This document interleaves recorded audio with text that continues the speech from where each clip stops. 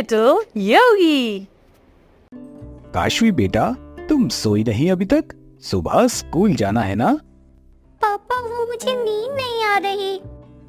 दादी से कहानी सुने बिना इसे कहानी नींद आती है?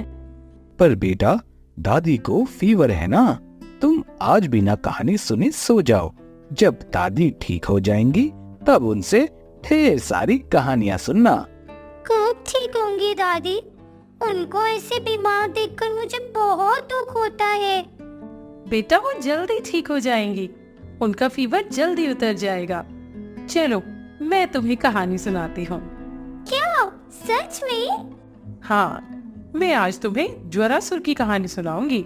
ज्वरासुर मतलब? ज्वरासुर मतलब बुखार दानव, यानी फीवर डीमन। बुखार भी कोई दानव होता है? हाँ बिल्कुल, ये कहानी स्कंद पुराण में है। बात उस समय की है जब भगवान शिव का विवाह माता सती से हुआ था।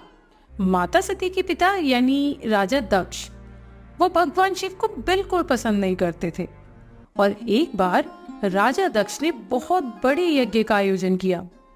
उन्होंने देवी देवताओं, यक्ष, गंधर्व सबको उस यज्ञ का निमंत्रण दिया, लेकिन पता है भगवान शिव को उन्होंने नहीं बुलाया।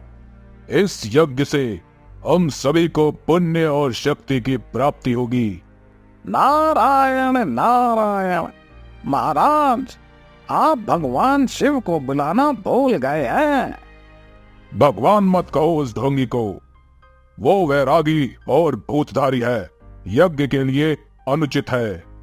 जब माता सती को ये बात पता चली कि उनके पिता ने इतने बड़े यज्ञ का आयोजन किया है और सभी देवी देवताओं को बुलाया है, लेकिन भगवान शिव को उन्होंने यज्ञ के लिए निमंत्रण नहीं भेजा, तो उन्हें बहुत दुख हुआ।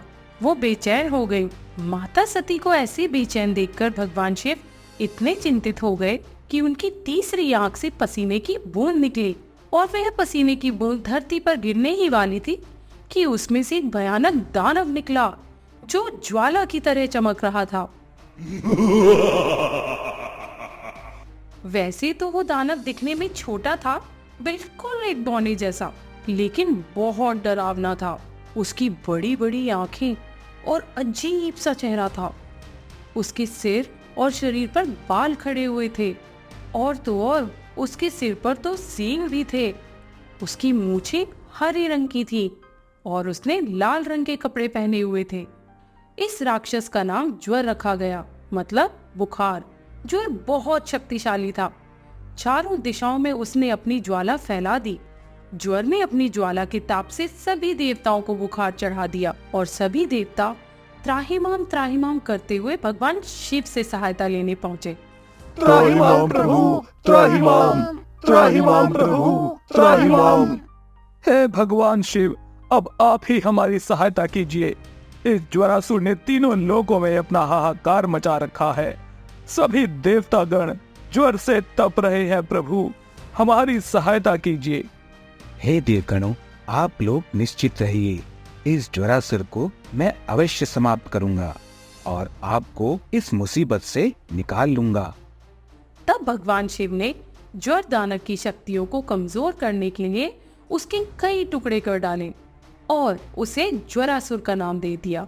ज्वरासुर के द्वारा दिए गए ज्वर यानी बुखार और उससे संबंधित बीमारियों को ठीक करने के लिए एक देवी आई जो शीतला माता के नाम से प्रसिद्ध है। शीतला का मतलब है जो शीतल करती हैं, यानी ठंडा करती हैं और बुखार से तपने वाले लोगों की ठीक होने में सहायता करती हैं। मम्मी, हम माता शीतला से प्रार्थना करते हैं कि वो दादी का फीवर जल्दी से ठीक कर दे।